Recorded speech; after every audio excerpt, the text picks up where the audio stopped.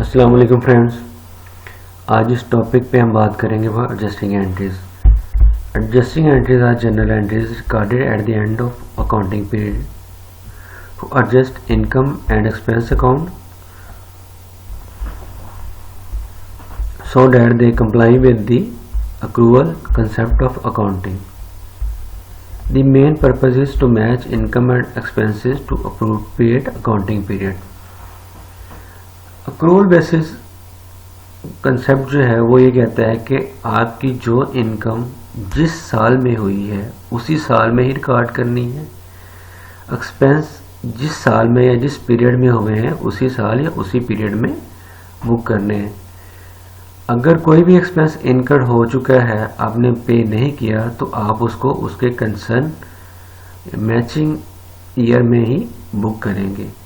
अगर कोई भी इनकम आपने अर्न कर ली है लेकिन रिसीव नहीं की, तो आप उसको उसके उसी साल में बुक करेंगे जिस साल में आपने वो इनकम अर्न की है। एडजस्टिंग एंट्रीज 5 किस्म की होती हैं, जिसमें अक्रूड एक्सपेंसेस की होगी, प्रीपेड एक्सपेंसेस की होगी, अक्रूड रेवेन्यू की होगी, अनअर्न्ड रेवेन्यू की होगी और डेप्रिसिएशन की होगी। अब अक्रूड एक्सपेंसेस ऐसे एक्सपेंसेस होते हैं which are incurred but yet not paid. हमने एक्सपेंसेस कर तो लिए हैं लेकिन पे नहीं किए। इसमें क्या होता है, मेन एग्जांपल हम दे देते हैं कि पूरा महीना फुल मंथ हम इलेक्ट्रिसिटी यूज़ करते हैं, गैस यूज़ करते हैं, तो उसका बिल जो होता है मंथ की क्लोजिंग होने के बाद आता है, यानी नेक्स्ट मंथ में आता है। या सैलरीज जो पूरा महीना एम्प्लॉयज़ काम करते हैं 1 से 3 तक, और उनको जो सैलरी या कम को या 2 को या 3 को ऑर्गेनाइजेशन की पॉलिसीज़ के मुताबिक मिलती है। तो जब अकाउंटिंग पीरियड क्लोज हो रहा होता है तो हमारी रिस्पॉन्सिबिलिटी होती है कि जिस पीरियड की हमने सैलरी या यूटिलिटी बिल या इलेक्ट्रिसिटी कंज्यूम की है उसी पीरियड में हम उसको बुक करें। तो इससे एक तो इनकम स्टेटमेंट इफेक्ट होती है जिसमें एक्सपेंस हिट होते हैं जाके, और दूसरा बैलेंस शीट जिसमें हम पेमेंट ना करने की वजह से लायबिलिटी बुक करते हैं। इसके हम यहाँ पर छोटी सी एग्जाम्पल दे रहे हैं। ABC Limited pays salaries for the month of December 2019 Rs 1 lakh on 3rd January। ABC Limited एक कंपनी है जो कि अपने एम्प्लॉई की दिसंबर की सैलरी 3rd जनवरी को पे करती है, और सपोज कि दिसंबर 2019 जो उसका है क्लोजिंग मंथ है फाइनेंशियल पीरियड का,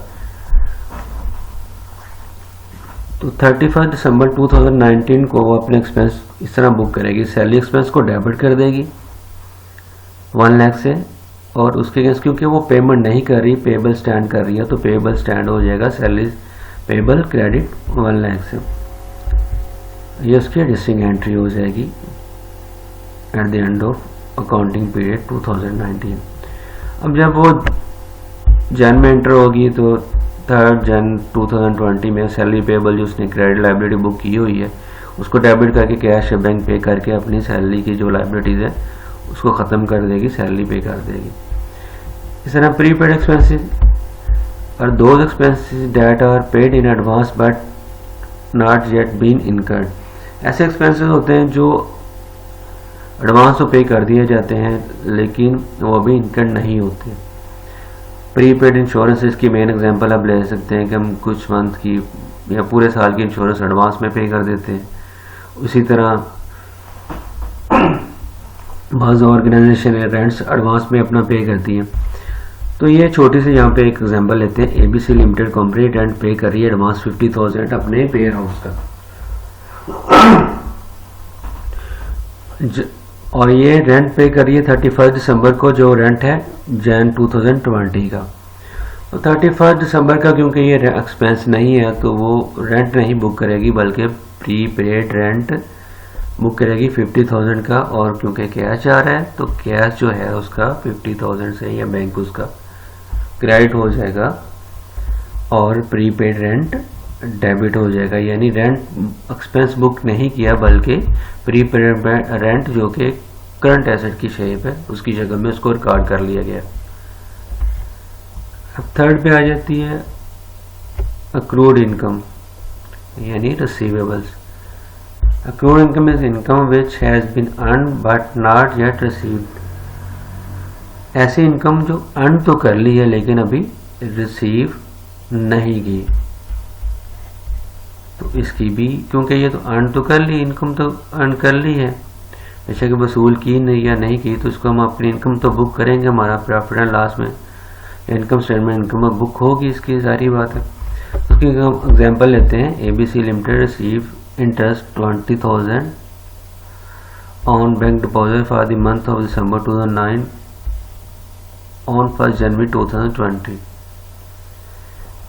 20,000 रुपया एबीसी लिमिटेड 20,000 जो है दिसंबर 2019 में इंटरेस्ट अर्न करती है,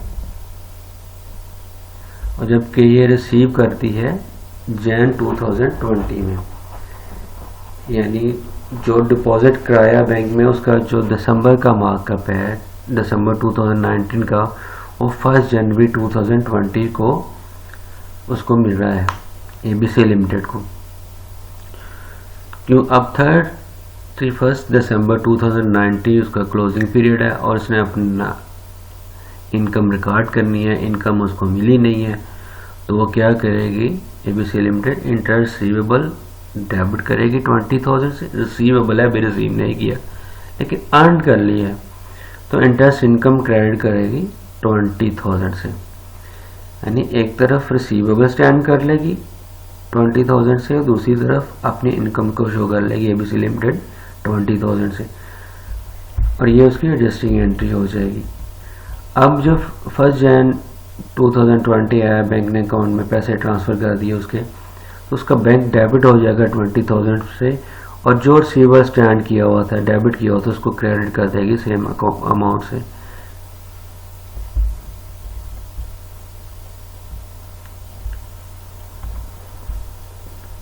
अर्न एंड रेवेन्यू, ऐसे रेवेन्यू जो अर्न तो नहीं किए लेकिन वसूल कर लिए गए हैं। Amount received in advance but not yet received. बाद का कुछ ऑर्गेनाइजेशनों का बिजनेस ऐसा होता है कि वो कॉन्ट्रैक्ट बेसिस पे काम कर रही होती हैं, साल 6 महीने का कॉन्ट्रैक्ट कर लिया, उसकी अमाउंट एडवांस में रिसीव कर ली, जैसे सॉफ्टवेयर हाउसेज हो गए, कंसल्टेंसी फर्म होगी।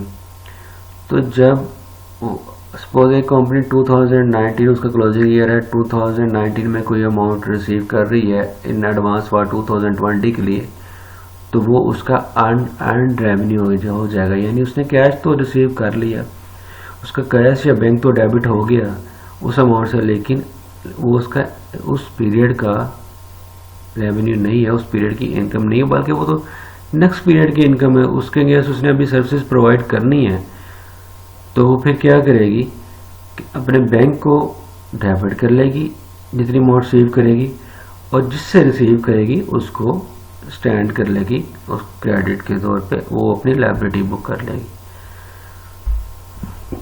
जैसे यहाँ पे एक एग्जांपल है, ABC limited has sold software to XYZ limited and received the subscription fee on 31 December 2019 RS 1 lakh for 2020। यानी कि एबीसी लिमिटेड ने XYZ लिमिटेड से सॉफ्टवेयर की सब्सक्रिप्शन फीस रिसीव की है 2019 के एंड पे फॉर 2020।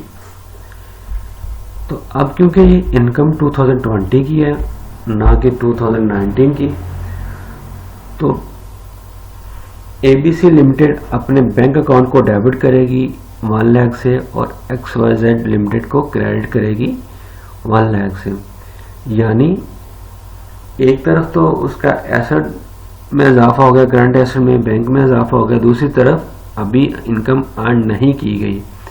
सब्सक्रिप्शन फी जो है वो 2020 की है ना कि 2019 की, लिहाजा वो लायबिलिटी स्टैंड कर लेगी XYZ लिमिटेड को। अब एट द लास्ट हम डेप्रिसिएशन एक्सपेंसेस को डिस्कस कर लेते हैं। Depreciation expenses non cash expenses होते हैं, लेकिन इनको बुक करना लाजमी होता है और इनके eight the end of financial year adjusting entries record की जाती हैं। इसमें क्या होता है, हम डेप्रिसिएशन एक्सपेंस को डेबिट कर लेते हैं और अक्यूमुलेटेड एक्सपेंस को क्रेडिट कर लेते हैं। हम कोई भी एसेट यूज़ कर रहे होते हैं तो उसके यूज़ की वजह से, प्लांट एंड मशीनरी का एग्जांपल ले रहे हैं, प्लांट एंड मशीनरी को यूज़ कर रहे हैं, वो बार बार यूज़ होने की वजह से, वेयर एंड टेयर की वजह से उसकी वैल्यू में कमी आती जाती है, वो डेप्रिसिएशन होती जाती है उसकी। अब अगर हम उसकी डेप्रिसिएशन बुक नहीं करेंगे, जब एट दी एंड हम उसको सेल करेंगे, वो थोड़ी सी वैल्यू पे जाएगा, स्क्रैप वैल्यू में जाएगा, तो एकदम बिजनेस को एक झटका सा महसूस होगा लॉस की शक्ल में।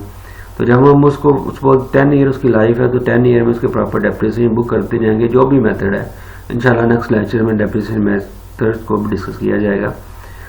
तो उसको बुक करती रहेगी, तो एट द एंड जब एसेट की नेट वैल्यू निकाली जाएगी तो कंपनी को वो लॉस नहीं होगा, बल्कि बाद का गेन भी हो जाता है, जो एकदम डेप्रिसिएशन बुक करने की ना करने की वजह से उसको होगा। लिहाजा हम डेप्रिसिएशन की एडजस्टिंग एंट्री डालते हैं eight the end of closing year. Depreciation expense debit, accumulated expense, accumulated depreciation expense, sorry depreciation expense debit, accumulated depreciation credit. यानी जो भी डेप्रिसिएशन हर साल में हो रही होती है, वो एक्सपेंस उस साल में बुक हो रहा होता है, उसके अगेंस्ट एक्यूमुलेटेड डेप्रिसिएशन को हम क्रेडिट किए जा रहे होते हैं। और जब नेट एसेट की net at the and value निकालते हैं तो एक्यूमुलेटेड वैल्यू को एक्चुअल एसेट की वैल्यू से लेस कर देते हैं, तो हमें नेट एसेट की वैल्यू मिल जाती है। Thank you very much.